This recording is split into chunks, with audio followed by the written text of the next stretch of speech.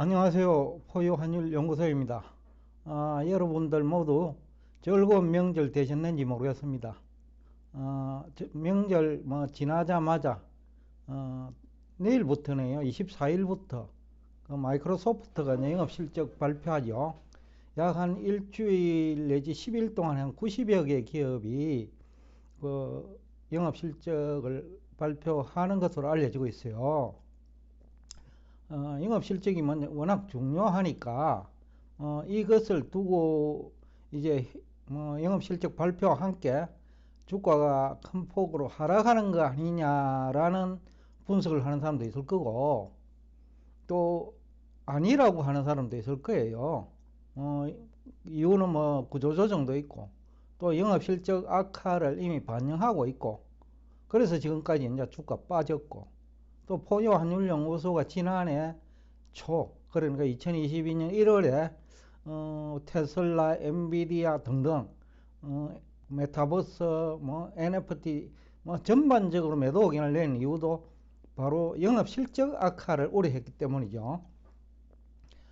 그래서 2022년 4분기 영업실적도 이제 중요할 것 같은데, 이미 이제 주가에 반영됐냐? 그동안은 영업실적이 나쁘지 않았죠, 별로.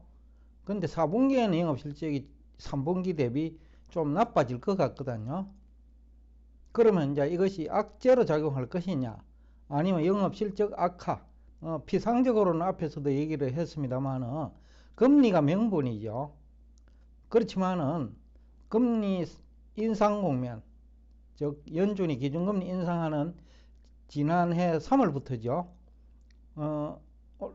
그 다음에 12월까지 1월에도 한번 했네요. 그러면 약 한 10개월 동안 기준금리 인상하는 기간 동안 주가 올라간 건 기업도 많거든요.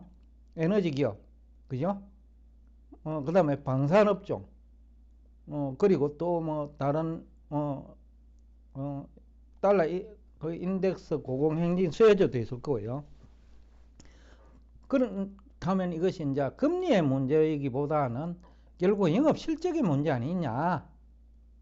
그리고 빅테크 기업들이 주가는 높았는데 영업 실적이 뒷받침되지 못했다. 물론 영업 실적이 수반되지 못하는 기업도 있지만은 그 기업의 주가를 뒷받침하지 못했기 때문에 주가가 큰 폭으로 빠졌다라는 분석이 오히려 그 설득력이 있는 얘기다. 그러면 이제 또 기업 실적이 나빠진 빅테크 쪽에서 구조조정을 하고 있잖아요. 앞 시간에도 얘기를 했습니다만 빅테크 쪽은 인건비가 굉장히 높거든요. 아마 전체 영업 비용에서 인건비가 70% 이상 차지할 거예요. 그러니까 구조조정은 영업 실적 악화를 상쇄할 수 있다라는 논리를 펴는 사람이 있겠죠. 더군다나 주가는 미래지향적으로 결정되죠. 그래서 포유환율연구소가 지난해 초에 그 주식 매도 의견을 낸 이유도 주가는 미래지향적으로 결정되는데 향후 1년 동안 나빠질 거다라는 거예요. 그래서 4분기 영업실적이 안 좋게 나왔고, 그래서 주가는 빠졌다는 거죠.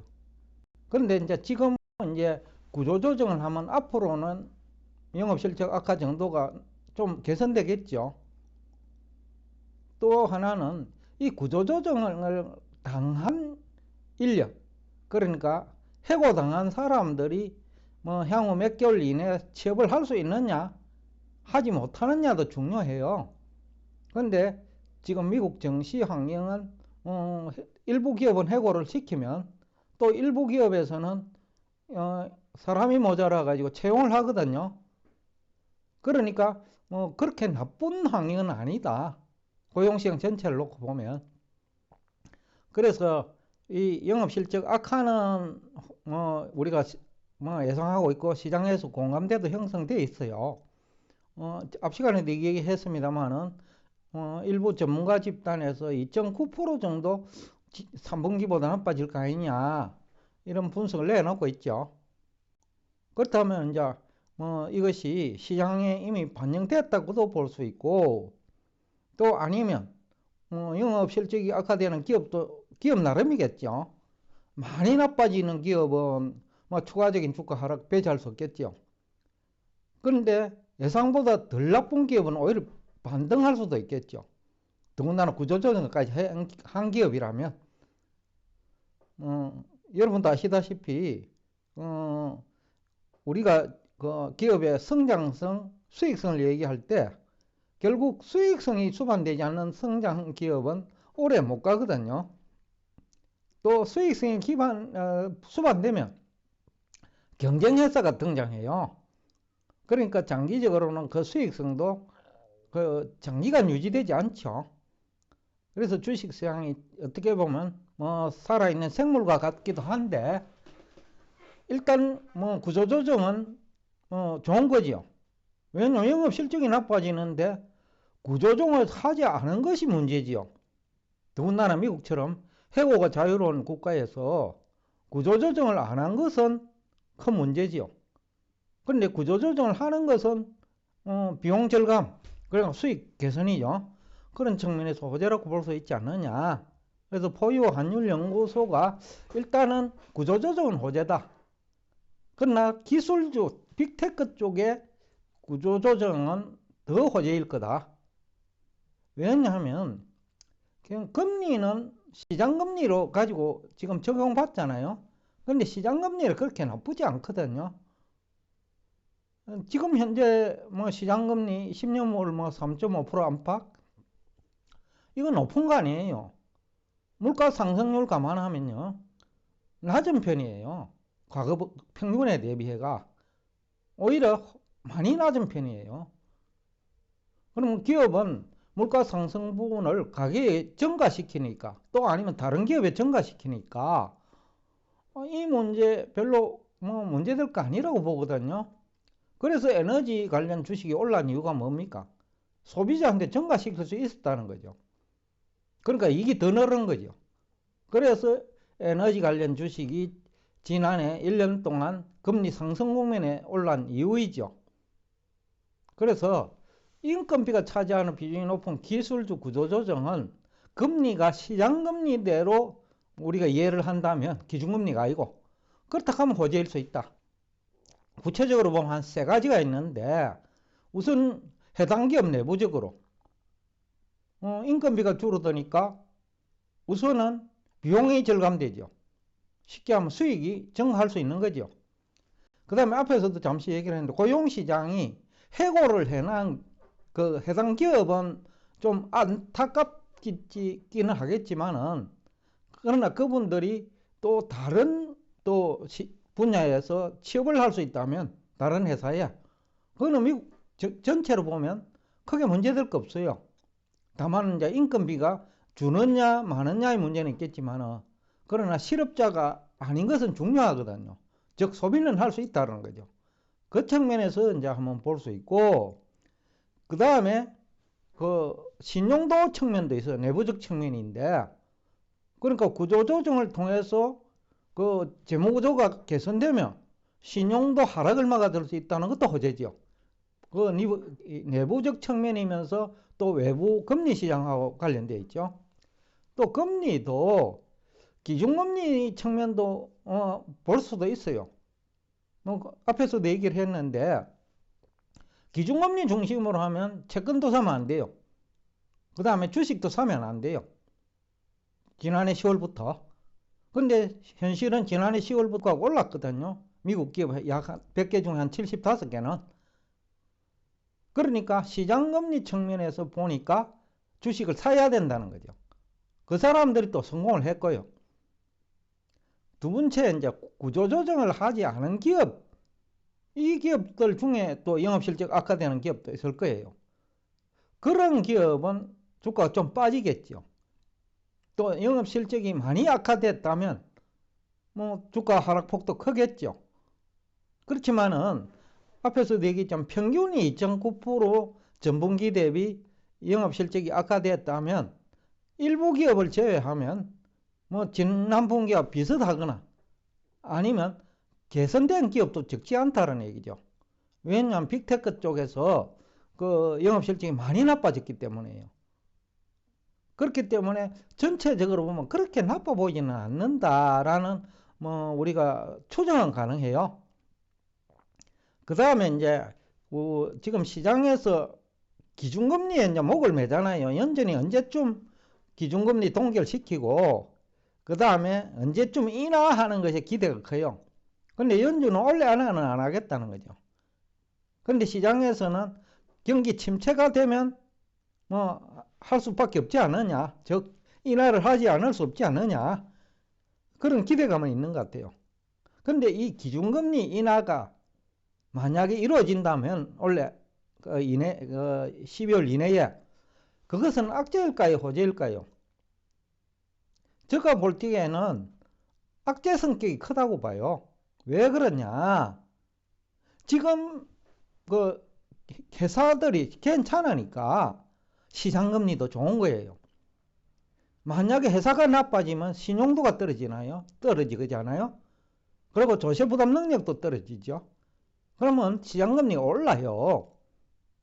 그런데 시장금리가 안정됐다 하는 것은 물가 안정 측면도 있지만은 금리 결정 원리상 리스크 프리미엄 그런 거 얘기 많이 들었죠.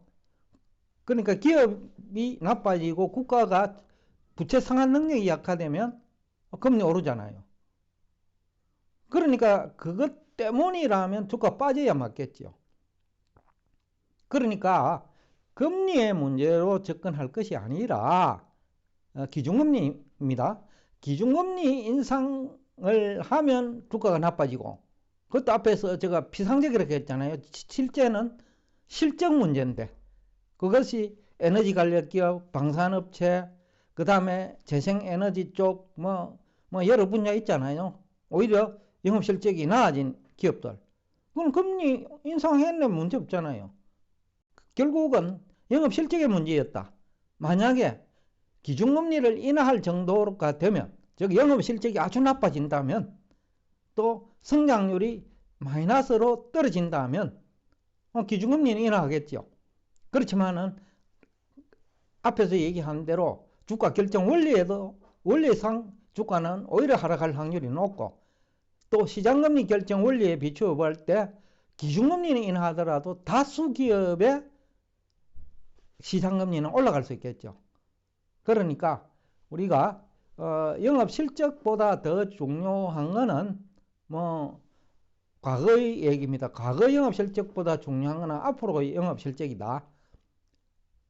연준이 기준금리를 만약에 인하한다면 그거는 굉장히 어렵다는 얘기죠. 그럼 영업실적이 악화된다는 얘기죠. 그렇죠. 그리고 시장금리는 올라간다는 얘기죠. 그래서 기준금리 인하를 기대하면 안 되고 지금 현재 금리가 그래도 견딜만 하니까 연준은 기준금리 인하를 하지 않는다. 그렇게 보면 지금 주가가 그렇게 높은 편도 아니다. 추가적인 하락도 제한적일 것이다. 실제로 연준이 기준금리를 인하한다면 그것이 오히려 문제가 될 수 있다. 그러니까 여러분들이 시장 대응을 어떻게 하는 것이 좋겠어요? 예? 영업실적에 영향을 주는 것도 이제 과거 부분과 미래 부분이 있는데 과거 부분은 이미 주가에 많이 반영됐어요. 그래서 구조조정이라는 비용 절감, 수익 개선이죠. 그런 측면에서 접근한다면 1월 말까지와 그 다음에 2월 중순까지는 그때까지 중요 기업 대부분 실적 발표할 테니까요. 그때까지는 오히려 구조조정이 영업실적 악화를 상쇄할 수 있다. 오히려 구조조정이 더 시장에 미치는 영향이 크다라는 거죠. 그런 측면에서 봐야 될 것 같고 그 다음에 기준금리 인하가 만약에 이루어진다면 일시적으로 잠시 주가는 반등하겠지만은 근본적으로 영업실적 악화를 의미하기 때문에 일시적 반등을 하면 매도 쪽으로 가는 것이 맞다라는 얘기를 하면서 오늘 여러분과 대화를 여기서 끝내겠습니다. 오늘도 끝까지 경청해 주셔서 대단히 감사합니다. 다시 한번 새해 복 많이 받으시기를 기원하면서 여기서 끝내겠습니다.